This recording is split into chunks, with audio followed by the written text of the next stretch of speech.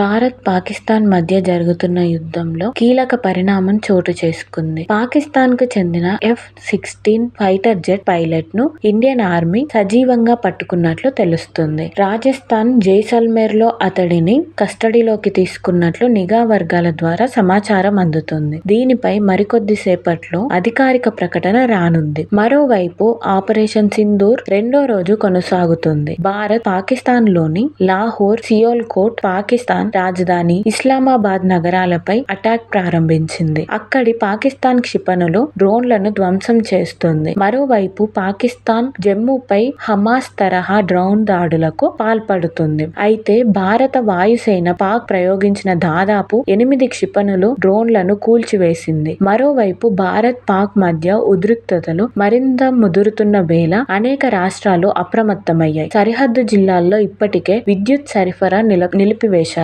పాఠశాలలు మూసివేశారు. పోలీస్ సిబ్బంది, ఇతర అధికారుల సెలవులను రద్దు చేశారు. ముఖ్యంగా జమ్మూ కాశ్మీర్ తో సహా పంజాబ్, హర్యానా, రాజస్థాన్, ఢిల్లీ, గుజరాత్, పశ్చిమ బెంగాల్, బీహార్ రాష్ట్రాలు చర్యలు చేపడుతున్నాయి.